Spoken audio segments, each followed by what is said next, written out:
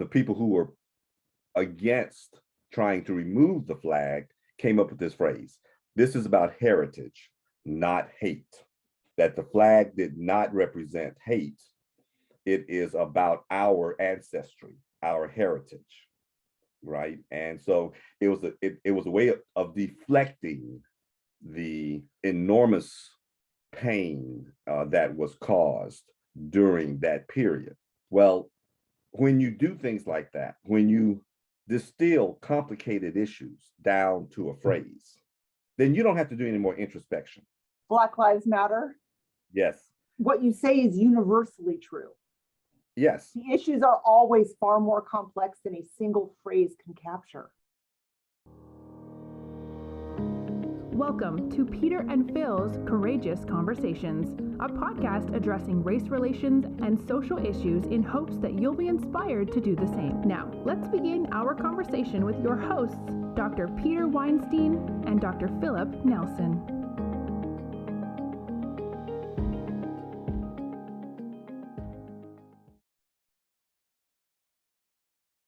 So what we've been doing for a year and a half, as we noted at the top, this is the first time we've let somebody into our inner sanctum. I'm so happy that we did. But the reason we've been doing this is to help find ways to bring people together rather than the chasm that seems to exist in many cases when it comes to communication. There are people that you don't want to go to dinner with because you know the conversation is going to go awry, or don't invite me to the family get together because. What more can we as individuals, in terms of Phil and I and yourself, and what more can we as a community do to help unite rather than break down and try to find more commonalities? Because let's be honest, Shannon, we started this conversation and we knew that we had differences, but by having this conversation, I feel that we all know each other better. So what more can we do as a community and as individuals to help bring people together? You're going to give me that cosmic question without any time to prepare. And without wearing your legal hat. Without wearing my legal hat. I can only tell you what works for me. And maybe we can extrapolate that to greater society. I don't know. But being in an environment where we're mutually validating our feelings is critical. For me, find the historical perspective critically important because it is a litmus test on how far we've come and allows us to think about possibly what further we need to do.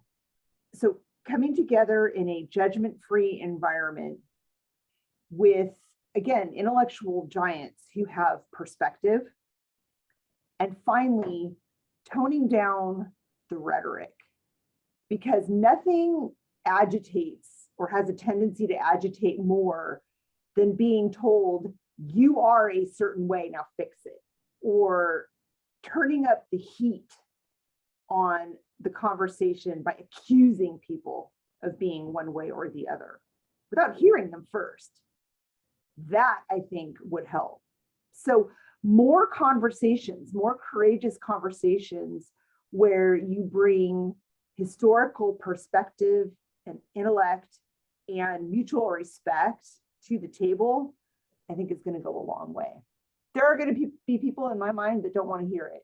And you have an entire group of people that make their living on turning up that heat, turning up the volume of the conversation. I think it's not constructive. What do you think, Dr. Nelson? Same question. We've been struggling with that question, but you've encapsulated it well for us.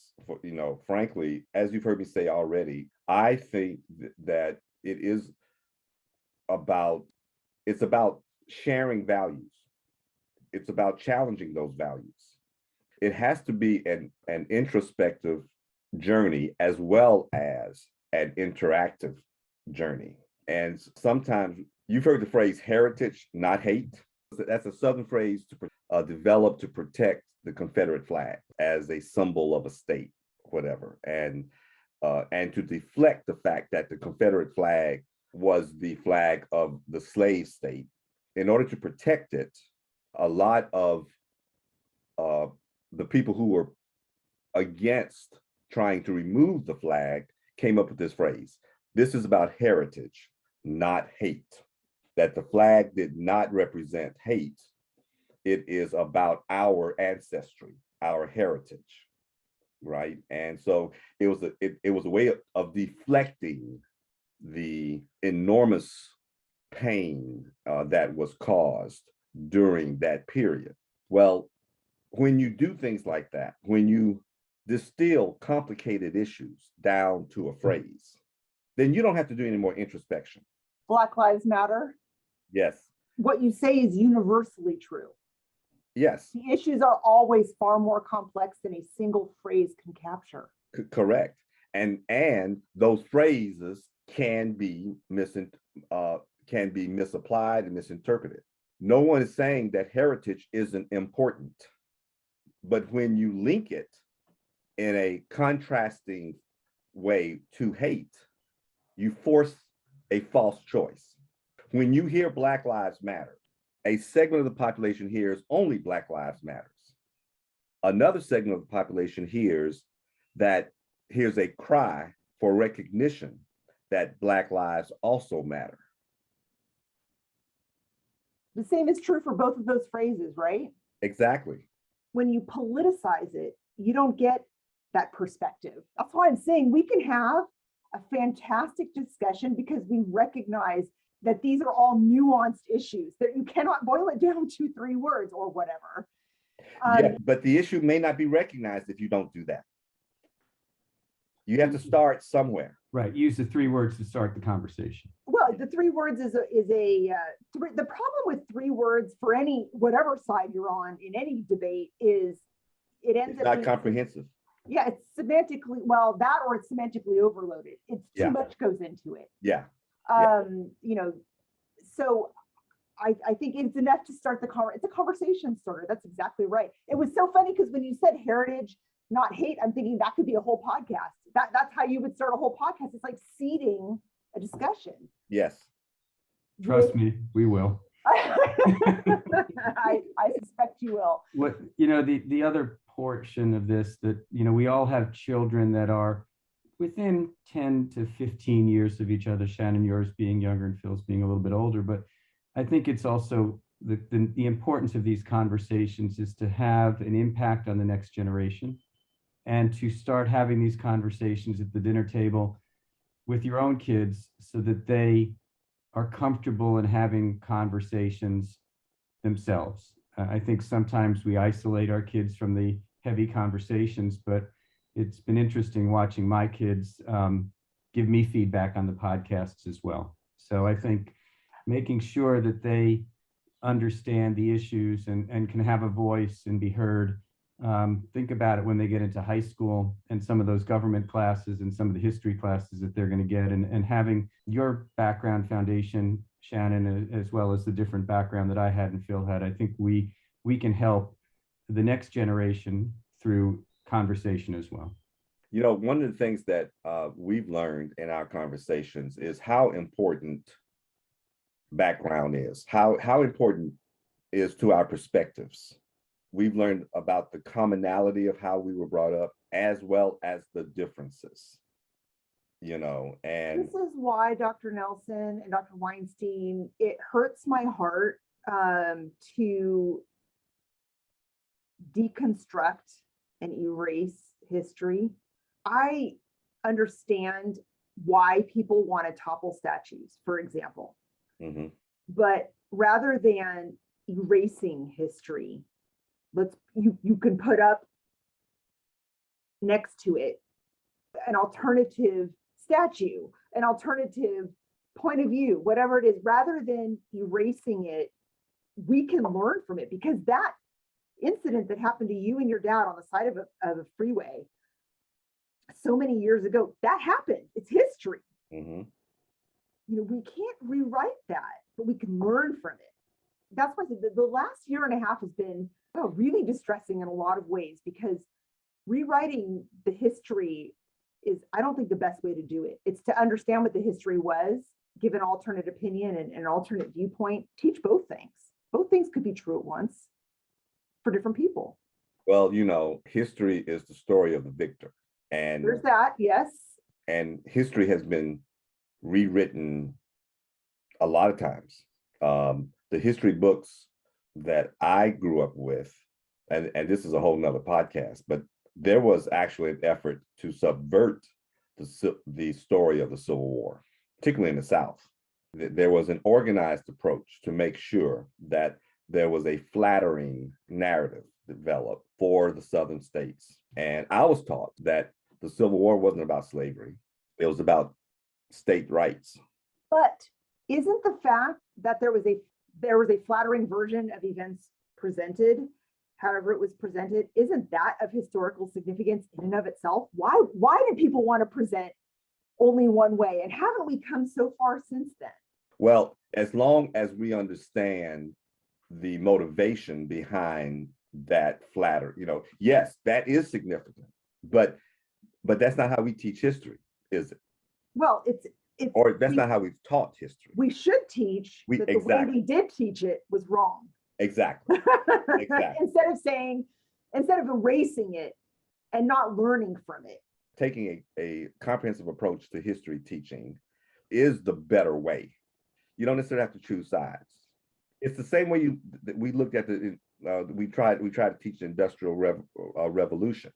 You look at the economic impact on the nation, and then you look at the poverty it caused for the workers, and you look at the workers, the generation of the workers' unions from that perspective. Again, we create problems when we try to dumb things down. So true. Right? Because they're oversimplified at that point. Exactly. Yes. Well, in the 50 plus years since I was in school, elementary school, high school, so much history has occurred that we've lost a lot of history before that. I mean, I think my history lessons ended at the Vietnam War, which didn't even make it into history books because nobody wanted to discuss that in the history books. We have rewritten history to ignore some of the things that have been exquisitely impactful. And I think your kids, Shannon, and to a lesser degree mine and Phil's, are being put into an educational system that is not recognizing and representing history or government. I mean, do we teach civics anymore? And even law? I think we had a law elective in high school, but our educational program is so focused on career opportunities in STEM, science, technology, et cetera, that we go into fields that we don't even know the history of our country, but we're so focused on programming that we can create TikTok and Tinder. So well articulated. Yes. So I think it's a good time to just say, Shannon, will you come back and visit with us again? Oh, would you have me? That would absolutely, be wonderful. Absolutely. It's been a wonderful discussion. And I learned a lot about protected classes. I have to tell you, it was enlightening to feel your passion about the use of those protected classes, and at the same time generate the empathy that I have for you for having to deal with this. But that's your job, so you chose it. That's exactly right. It does shed a different ray of light on our issues, and we appreciate your bringing that to our attention. I look forward to having you come back, and I just want to thank you for your time and spending a few hours with us on a Saturday morning when you probably should be at a softball game or something with your kids. And I hope you'll let them listen to this conversation as well. I am so honored to be here, and thank you so much. It was a wonderful discussion, and I appreciate you both. I will reiterate that I am in awe of what you've been able to accomplish here with this amazing podcast. I hope that many people listen to it and that it generates some additional courageous conversations. Thank you so much, Shannon. Yeah. We definitely enjoyed having you and looking forward to having you back. Thank you, gentlemen. Thank you, Shannon. Have a good rest of your weekend, and we will be in touch for sure. Phil? Yep. Take care of yourself, dude. Yeah, all right, man. Go get your peanut butter. Thank you, gang. Take care. All right, bye, guys. Bye. Take care. Bye-bye. Thank you for joining us for another courageous conversation. Be sure to follow us and check back next week for more.